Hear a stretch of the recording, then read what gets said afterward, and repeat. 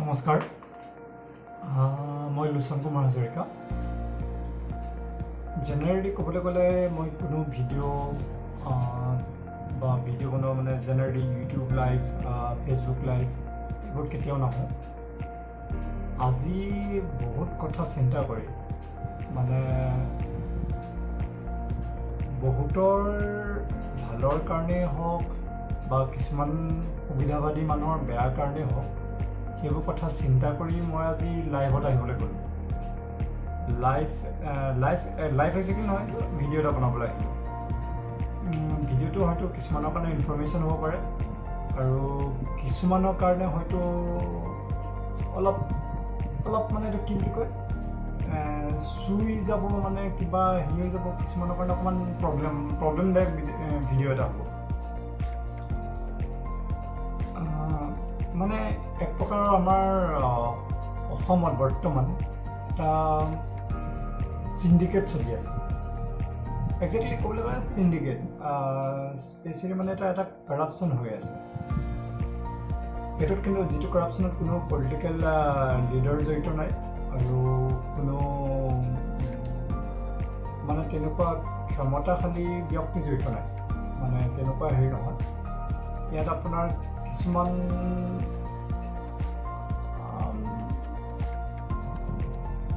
কি বুলি ক'ম এইটো সুবিধাবাদী মানুহ জড়িত হৈ আছে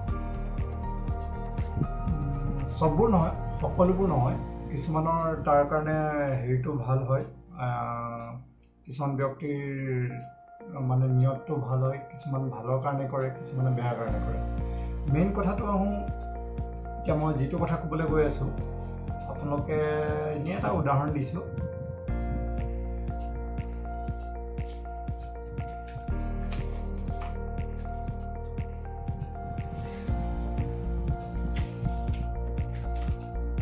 এই বস্তুবোৰ দেখি চিনি পাইছেনে আপোনালোকে হয়তো আজিকালি বহুতে চিনি পায় আৰু বহুত ভালদৰে জানে এইটো কি হৈ আছে অসমত আজিকালি হয় আপোনালোকে ঠিকেই বুজিব পাৰিছে মই আজি ক'বলৈ গৈছোঁ উপহাৰ কুপন খেলৰ বিষয়ে বা লাকি গিফ্ট কুপন বা অৰিহণামূলক উপহাৰ কুপন বা তেনেকুৱা ধৰণৰ মানে হয়তো চবেই আশা কৰে মই এখন ডাঙৰ গাড়ী পাম 100 টকাত 150 টকাত 200 টকাত 50 টকাত 20 টকাত 1000 টকাত তেনেকুৱা পৰ্যন্ত গাড়ী এখন পাম বাইক এখন পাম আনিম চলাম তেনেকুৱা মানে ঠিকে আছে সেইখিনিলৈকে চব ঠিকে আছে সেইটো বস্তু ঠিকে আছে সেইখিনি বৰ ধুনীয়াকৈ হৈ যায় জেনেৰেলি আমাৰ আজিকালি খেলবোৰ হৈ আছে মানে মন্দিৰৰ নামত বা কৃষ্টি কেন্দ্ৰ কলা এইবোৰৰ কাৰণে মই মানে ক'বলৈ গৈ আছোঁ আজি লটাৰী খেল বা লটাৰী খেল নহয় উপহাৰ কুপন কাৰণ লটাৰী আমাৰ অসমত বেণ্ড চ' লটাৰী নহয় এইটো উপহাৰ coupon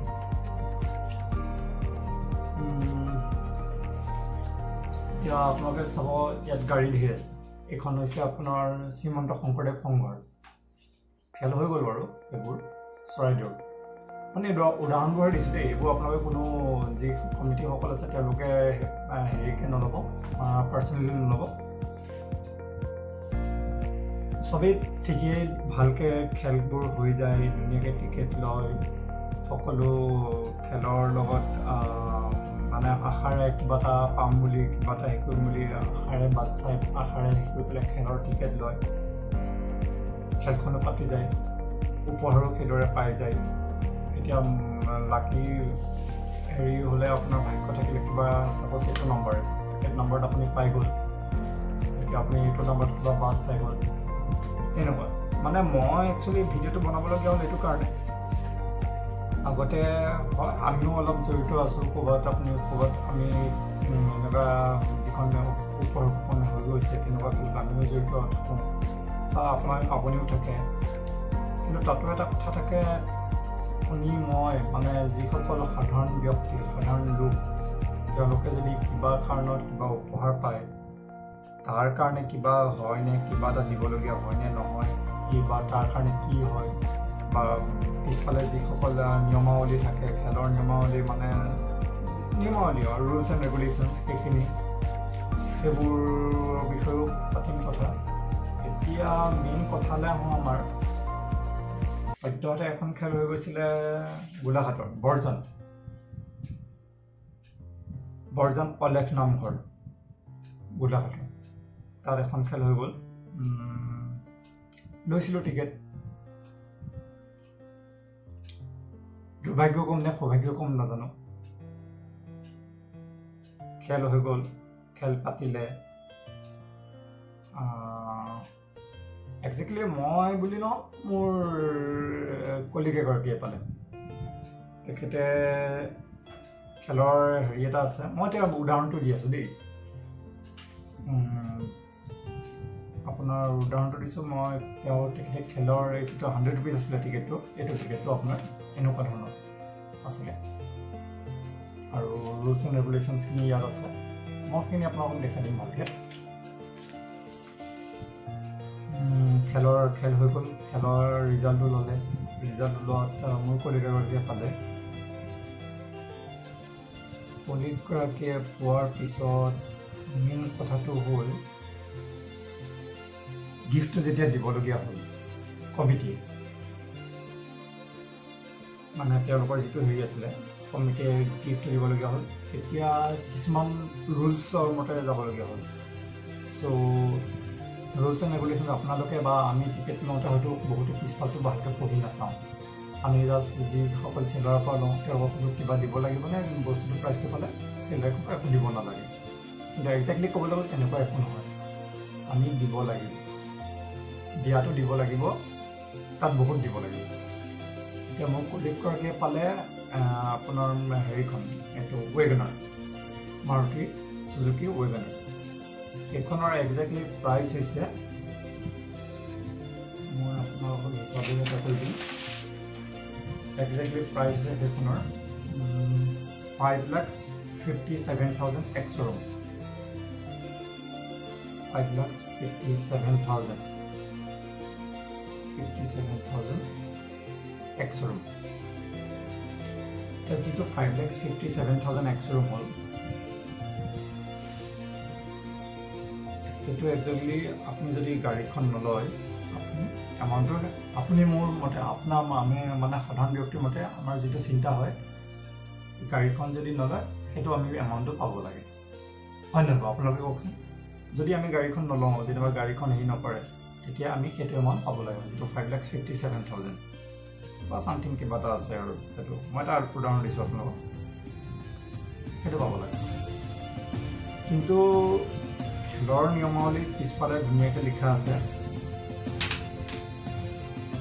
prize winner must be paid GST, RG, insurance fees। তাৰ ওপৰত আৰু বেলেগ বেলেগ কিছুমান আছে। মই মেইন পইণ্টটোলৈ আহিছোঁ, মেইন পইণ্টটো যিটো উইনাৰসকলে দিব লাগে। Prize winner must be paid GST, RG, insurance fees. চ' গাড়ীখন ল'লে অভিয়াছলি GST দিব, GSTটো আছে। GSTটো একচুৱেলি এইটো আপোনাৰ সেইটো বেলেগ এটা টপিক পেলাই বাৰু। RC insurance fees. চ' RC আৰু ইঞ্চুৰেঞ্চ ফিজ, গাড়ীখন ল'লেতো RC ৰেজিষ্ট্ৰেশ্যন কৰিব লাগিব, ইঞ্চুৰেঞ্চ কৰিব লাগিব, সেইটোত কমিটিয়ে বহন নকৰে। সেইটো সঁচা কথা, সেইটো কৰিব লাগিব আপুনি, মই যিজনে পাওঁ সেইটোৱে বহন কৰিব লাগিব। এই কণ্টেক্ট ঠিক হৈ গ'ল। কিন্তু আপুনি মই যদি গাড়ীখন লৈ পইচা নলওঁ, চ' আপোনাৰ মোৰ মতে পাব লাগে 5,57,000। কিন্তু তেনেকুৱা নহয়। কথাটো যিমান আপুনি মই সহজ বুলি ভাবিছোঁ, ইমান সহজ নহয়। এতিয়া যিটো 5,57,000, তেওঁলোকে লিখা আছে GSTটো তেওঁলোকে পে' কৰিব লাগিব। চ' আমি লৈছোঁ হেৰি নলৈ পেলাই, আপুনি প্ৰাইচটো নলৈ পেলাই আমি এমাউণ্টটো লৈছোঁ। এমাউণ্টটো ল'লে তেওঁলোকে কি কৰিছে, কমিটিখনে, স্পেচিয়েলি এইখন কমিটিয়ে 5,57,000ৰ পৰা 28% ডিছকাউণ্ট কৰিছে। ডিছকাউণ্ট হয়তো কাটি দিছে। চ' নিয়াৰ এবাউট 1,55,960 rupees সেইটো কাটি দিছে। 28%, যিটো গাড়ীৰ আপোনাৰ গভৰ্ণমেণ্ট GST হয় 28% সেইটো কাটি দিছে। চ' সো এটাতো অবভিয়াসলি কমিটিলৈ ৰখি গৈছে 1,55,960 নেক্সট আহোঁ আমি সেইটো কাটিলে সেইটো এতিয়া আপুনি মই চিন্তা কৰিছোঁ 5 লাখ ফিট ঠিক আছে 5,57,000 সেইটো 1 লাখ সেইটো কাটি দিলে তথাপি 100 টকাত আমি বহুত পাই আছোঁ সো আমি এতিয়া পাব লাগে 1,50,960 5,57,000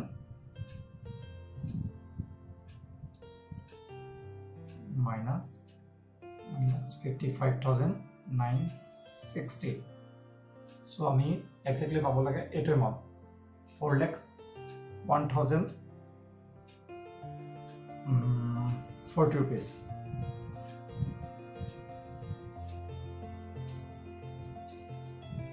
$4,01,040 আমি পাব লাগে সেইটো যেটো এমাউন্ট আমি গিফট এমাউন্ট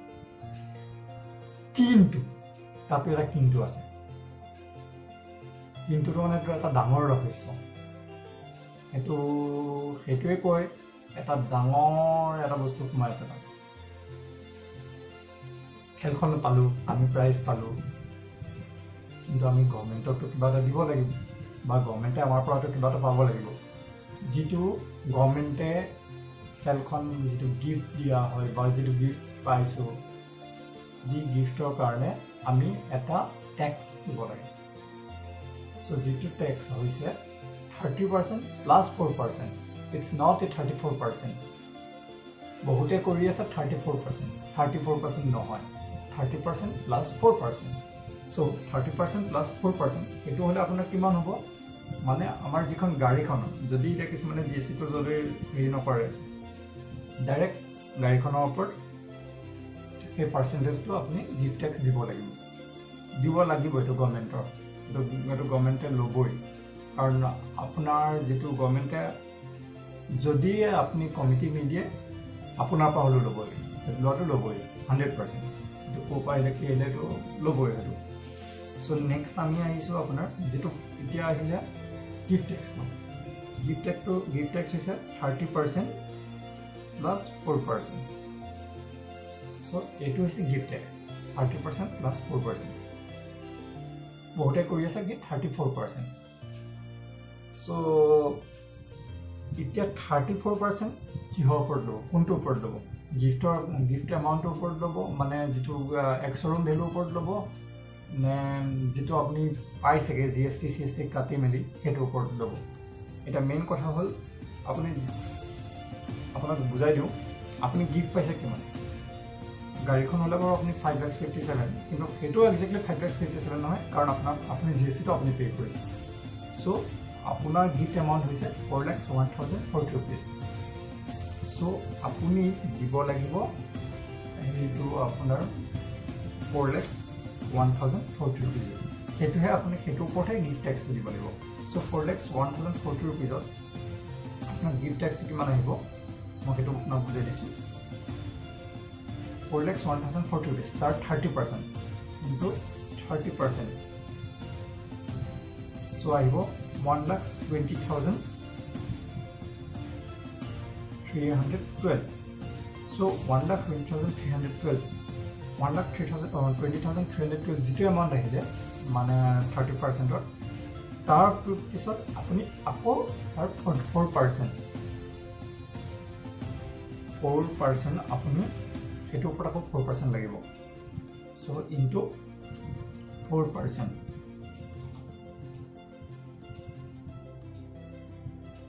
4,812.48 so আপনি গিফট ট্যাক্স দিব লাগিব মই এক্সাক্ট এমাউন্ট কৈ দিছো আপনা 1,25,124.48 পইচা so আপনি গিফট ট্যাক্স দিব লাগিব যেটো গিফট এমাউন্ট আছে 4,01,040 rupees তারপর দিব লাগিব আপনি 1,25,124 rupees 48 পয়সা এটো হৈছে গিফট ট্যাক্স সো আপনি এতিয়া পাবো কিমান এমাউন্ট আপনি পাবোগে আপোনাৰ হাতলৈ আহিব যদি আপনি গাড়ীখন নলয়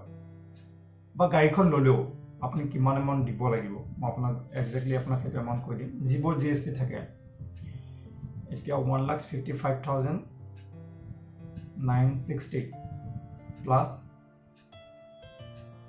1,25,124.48 টোটাল আপনি দিব লাগিব 2,81,084.48 এটো এমাউন্ট যিজন উইনাৰ হয় তেওঁ দিব লাগিব তেতিয়া আপুনি সেই ওয়েবিনাৰখন আনিব পাৰিব সো মু কলিগজনৰ লগত হেতুই হলগে তেওঁ দিব লাগে 2,81,084 rupees তেতিয়া আপুনি গাইখন আনিব পাৰিব সো তেখেতে এতিয়া পালেগে কিমান 5,57,000 minus 2,81,000 5,57,000 মই এটা লামসাম এমাউন্ট আপোনাক দিব কৰিছো আপোনালোকৰ এক্সাম্পলৰ কাৰণে 2,81,084 rupees 148 paisa so তেওলে আহিছে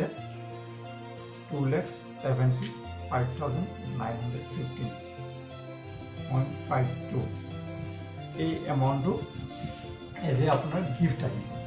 ট্যাক্স দি পেলাই ট্যাক্স দিছে জিএসটি দিছে কিন্তু এটা কথা আহিলে কিন্তু মানে ডাঙৰ কথা আপুনি মই যদি বস্তুটো নলওঁ যেটো প্ৰাইসটো নলওঁ তাত আপনি গিফট ট্যাক্স দিব লাগিব কিন্তু তাত জিএসটি টো কি হয় এটো মই কমিটি সকলে এটা প্ৰশ্ন কৰিছিল তাত জিএসটি টো কি কাৰণ দিব লাগে আমি তো তাত প্ৰাইসটো লোৱা নাই প্ৰাইস মানে আপোনাৰ যেটো কি বুলি কম গাড়ীখন বা বাইকখন আমি লোৱা নাই তাৰ বাবদ আমি লৈছো এটা এমাউন্ট টো বিচাৰিছো সেই এমাউন্ট টো কাৰণে তেওঁলোকে জিএসটি টো কিয় লৈছে এমাউন্ট টোৰ ওপৰত জিএসটি টো ল'ব নোৱাৰে ঠিক আছে গাড়ীখন বা ইয়াৰ ওপৰত যেটো আপোনাৰ গিফট ট্যাক্স টো ল'ব লাগিবই এটো গভৰ্ণমেন্টৰ ৰুল হয় সেই যে গিফট ট্যাক্স টো লয় সেই গিফট ট্যাক্স টো পে কৰিছে না এটো এটা কমিটিৰ প্ৰশ্ন আৰু তাত মই উইনাৰ সকলে এটা অনুৰোধ জনাইছো আপোনালোকলৈ আপুনি যেটো প্ৰাইজ পাইছে বা আপুনি যেটো এই কৰিছে আপুনি উইনাৰ হৈছে সো তাৰ কাৰণে আপুনি যেটো গিফট ট্যাক্স দিছে আপুনি খবৰ ৰাখিব তাত আপোনাৰ গিফট ট্যাক্স টো ট্যাক্স অফিচত পে কৰিছে নে নাই কৰা কাৰণ এইটোটো এটা সিন্ডিকেট হ'বলৈ দিব নোৱাৰি গভৰ্ণমেন্টৰ পইচা গভৰ্ণমেন্টলৈ যাব আৰু মাজত কিন্তু সোমাই পেলাই এইবোৰ কৰিলে ভাল নহয় সেইটো ভাল নহয় এটো বহুত বেয়া কথা গতিকে আপোনালোকলে হেতু এটা মই জনালো জাস্ট 5,57,000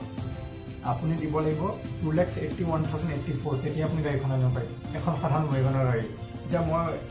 এক্সাম্পল জব বহুতে খেলাই আছে আজিকালি মাৰ্সিডিজ খেলাইছে ফৰ্চুনাৰ খেলাইছে কিবা খেলাইছে সো এক্সাম্পল হ'ল আপুনি 50 লাখ গাড়ীখনৰ দাম 50 লাখ বহুত ভাল শুনিব ন মই ফৰ্চুনাৰখন পাই যাম মই মাৰ্সিডিজখন পাই গ'লো ৰেঞ্জ ৰ'ভাৰ পাই গ'লো কিবা কিবি হে খেলাইছে ন আজিকালি সো সিম্পল কথা 50,000 মই উইদাউট জিএসটি ধৰিছো হা 50,000 আপুনি যদি জিএসটি সিএসটি পে নকৰে গাড়ীখন উলিয়াই আনিবলে 50 লাখ সৰি 50 লাখৰ গাড়ীখন উলিয়াই আনিবলে আপোনাৰ খৰচা কিমান হ'ব গম পাইনে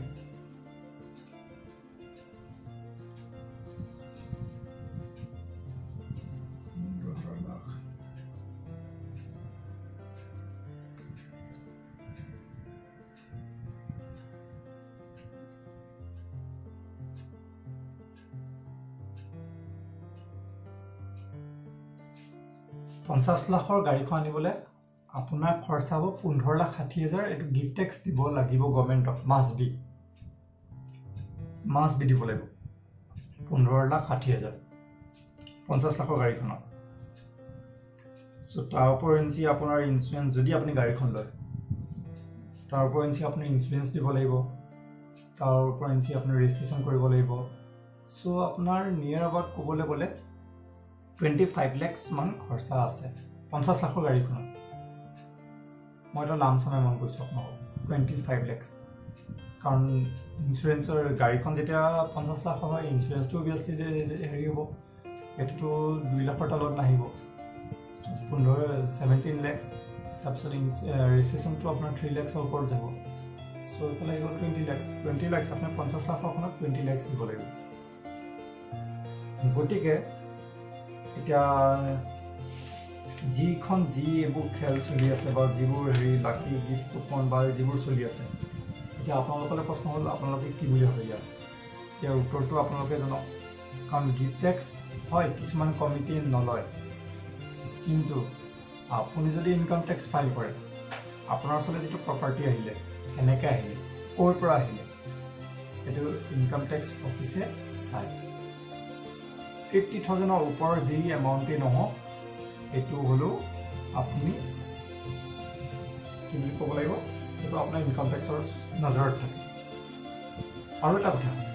গিফ্ট টেক্স বস্তুটো 50,000ৰ তলত ল'ব নোৱাৰে 50,000ৰ ওপৰৰ হ'ব লাগিব 50,000 এমাউণ্টটো 50,000 হ'ব লাগে যিটো বস্তুৱে হওক মানে এতিয়া চাপ'জ আপুনি মোবাইল দিয়ে আপুনি গিফ্ট কুপন হিচাপে আপুনি এটা গিফ্ট হেৰিয়াত আপুনি মোবাইলটো পাইছে এইটো 45,000 এইটোত আপোনাৰ গিফ্ট টেক্স লগাব নোৱাৰে গিফ্ট টেক্সটো লগাব লাগিব 50,000ৰ ওপৰত তো যিটো মোৰ নলেজৰ যিখন আপোনাৰ এক্টৰ আছে মোৰ নলেজ নহয় এক্টৰৰ হেৰিয়া মতে আপোনাৰ 50,000ৰ ওপৰত আপুনি সেইটো লগাব লাগিব এতিয়া আহোঁ যিখনে আল্ট্ৰা খেলাই আছে বা যি খেলাই আছে চবৰে নিয়মাৱলী আছে ইয়াত দিয়া আছে খেলৰ এখন আপোনাৰ চৰাইদেউ হৈ গ'ল চৰাইদেউ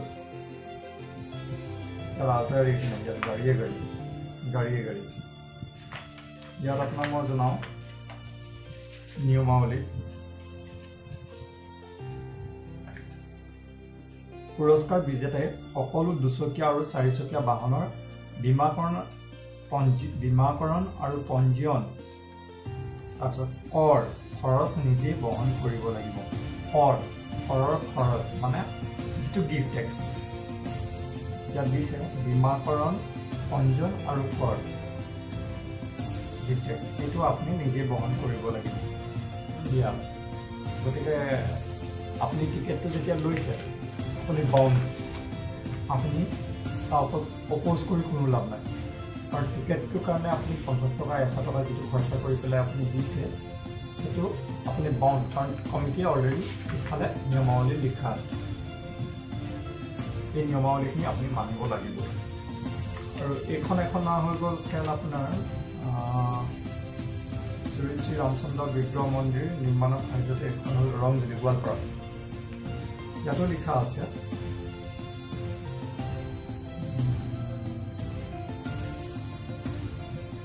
4চকীয়া 2চকীয়া বাহন বিজেতাই বীমা আৰু পঞ্জীয়ন খৰচ বহন কৰিব লাগিব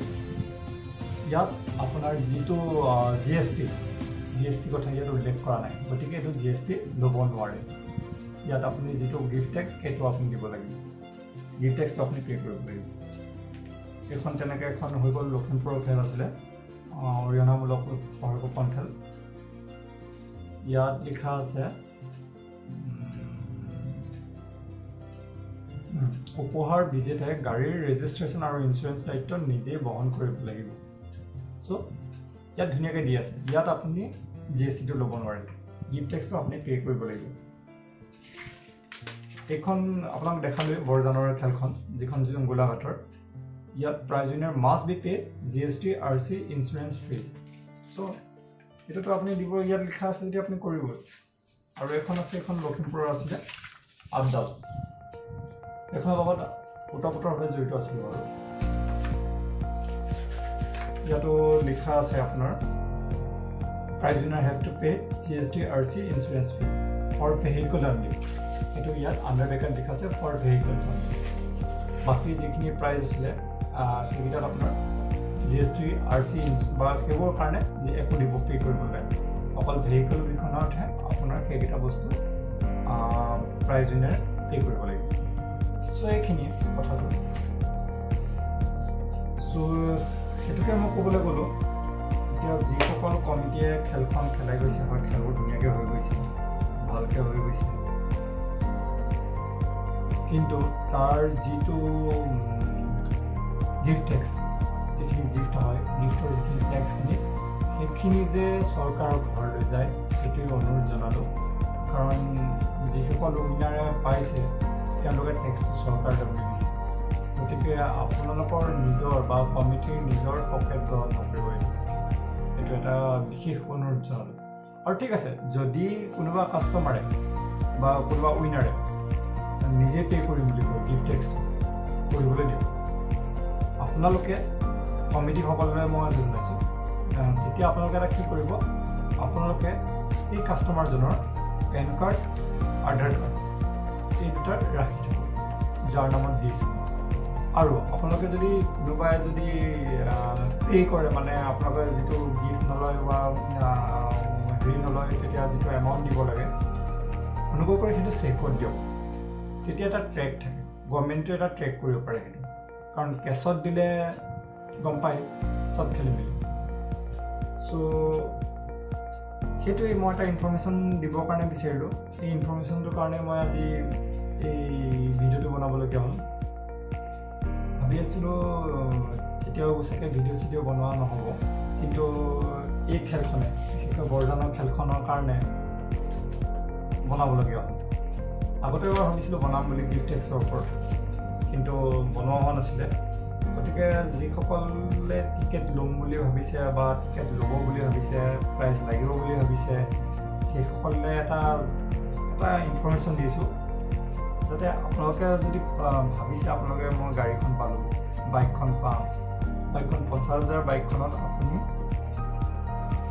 15,600 টকা আপুনি টেক্স দিব লাগিব গিফ্ট টেক্স যদি তাত GST লিখি দিলে সেইটোতো কমিটিটো উপায় নাই আৰু এইটো কৰিব কি এইটো দিব লাগিবই চ' গিফ্ট টেক্স আৰু GSTও মিলাই পেলাই আপুনি মই কিমান পাম এইটো গম পালে চ' গিফ্ট টেক্সটো সেইটোৱে এটা সাম্যক জ্ঞান এটা দিবৰ কাৰণে চেষ্টা কৰিছোঁ হয়তো দিয়া যিখিনি দিব লাগে যেনেকৈ দিব হেৰি কৰা হৈছে তেনেকৈ হয়তো কৰা নাই যদিও চেষ্টাটো কৰিছোঁ যাতে যিসকলে টিকেট লয় বা যিসকলে এই ওপৰখনৰ খেলৰ টিকেট লয় বা তেনেকুৱা হয় বা প্ৰাইজ পাইগৈ তাৰপিছত প্ৰচেছটো ইমান সহজ নহয় এইটো দীঘলীয়া প্ৰচেছ গতিকে সেইটোৱে ৰাখিলোঁ আশা ৰাখিলোঁ কমিটিসকলে খেলখিনি ধুনীয়াকৈ খেলাই যাওক আৰু খেলৰ সংখ্যা বহুত বাঢ়িছে আৰু জিলা প্ৰশাসনলৈ এটা বিনম্ৰ অনুৰোধ ৰাখিলোঁ যদিহে পাৰে আপোনালোকে জিলা প্ৰশাসনে খেলখিনি আপোনালোকে এখন জিলাত বছৰত 2খন বা 3খন দিয়কচোন নোৱাৰিবনে এইটো কৰিব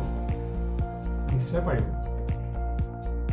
খেল মানে লাকি গিফ্টখনৰ 2খন বা 3খন দিয়কচোন এখন জিলাত 2খন মেক্সিমাম 2খন বা 3খন বহুত বেছি হৈ গৈছে আমি সঁচা কথা ক'বলৈ গ'লে ছ'চিয়েল মিডিয়া বা ছ'চিয়েল নেটৱৰ্কিং ছাইট খুলিবই নোৱাৰোঁ এতিয়া অলপ কমিছে মাজতে ইমানেই বেছি হৈছিলে খুলিবই নোৱাৰি ইটোৰ হেৰি আহিলে ইটোৰো আহিলে বহুত বেছি হৈছে এতিয়া অকণমান কমিছে কিন্তু উজনি অসমৰ 2খনমান জিলাত বহুত বেছি চলিছে কেইখনমান জিলা প্ৰশাসনে অলৰেডি বন্ধ কৰি ৰাখিছে বাৰু তেওঁলোকসকলে অশেষ ধন্যবাদ কাৰণ নহ'লে কি হ'ল জনপ্ৰিয়তাটো নাইকিয়া হৈ যাব খেল এই আপোনাৰ উপহাৰখনৰ অলৰেডি নাইকিয়া হৈ গ'ল আৰু নাইকিয়া হ'ব আগতে আমি যিটো হাউলিৰ এটা উপহাৰখনৰ যিটো হেৰিটো আছিলে ক্ৰেজ এই ক্ৰেজটো নাইকিয়া হৈছে উপায় নাই ঠিক আছে বাৰু বেছি দীঘলীয়া বহুত দীঘলীয়া হৈ গ'ল ভিডিঅ'টো কাৰণ অলপ ইনফৰ্মেটিভ ভিডিঅ' অকণমান দীঘলীয়া হয় সেইটো উপায় নাই কিন্তু গিফ্ট কুপনৰ কাৰণে সেইটো এটা ইনফৰ্মেশ্যন জনাই দিওঁ মানে আপোনালোকে মই যদি প্ৰাইজ পাওঁ ইমান সহজ নহয় যে প্ৰাইজটো আমি আনিব পাৰিম মানে আমাৰ নিচিনা মিডল ক্লাছৰ কাৰণে স্পেচিয়েলি কি হ'ব কৈছোঁ 70 লাখ টকীয়া আপুনি ৰেঞ্জ ৰভাৰখন পালে তাৰপিছত ক'ৰ পৰা কি কৰিব ভাবকচোন 25-30 লাখ টকা ক'ৰ পৰা মিলাব মাটি বিক্ৰী কৰিব ঘৰ বন্ধকত দিব ধাৰ ল'ব লোন ল'ব কি লাভ থাকিলে সেইখন গাড়ী লোৱা একোতো অৰ্থ নাই সেইখনৰ তেতিয়া সেইটোকে জনালোঁ গতিকে সাধাৰণ মানুহে যিটো ভাবিছে এই লাকি গিফ্ট কুপনৰ হেৰিবোৰ ইমান সহজ নহয় গভৰ্ণমেণ্ট টেক্স দিবই লাগিব গিফ্ট টেক্স দিবই লাগিব তাৰপিছতে আপুনি বস্তুটো আনিব পাৰিব বা আপুনি এমাউণ্টটো আনিব পাৰিব আৰু এমাউণ্টটো কমিটিয়ে হেৰি কৰে যিটো গিফ্ট টেক্সটো ৰাখে সেইটো অনুভৱ কৰি গভৰ্ণমেণ্টত পে' কৰিব টেক্স অফিচত পে' কৰিব সেইটো অনুৰোধ জনাইছোঁ থেংক ইউ বেছি নকওঁ আৰু প্ৰথম ভিডিঅ' বনাইছোঁ নাজানো কেনেকুৱা কি হৈছে এনেকুৱা ইনফৰ্মেটিভ ভিডিঅ' চ' পাৰিলে মোৰ যিটো এইটো চেনেল আছে সৰু এটা চেনেল আজিলৈকে ইমান ছাবস্ক্ৰাইবাৰ নাই কোনো হেৰিও নাই পাৰিলে শ্বেয়াৰ কৰিব ভিডিঅ'টো আৰু লাইক কৰিব আৰু যদি যিসকলে কৰা নাই চেনেলটো ছাবস্ক্ৰাইব কৰি গতিকে কেতিয়াবা ইনফৰ্মেটিভ ভিডিঅ' তেনেকৈ আহি থাকিব বুলি ভাবিছোঁ বনাম বুলি ভাবিছোঁ অলৰেডি মোৰ আমাৰ মানে কি বুলি ক'লে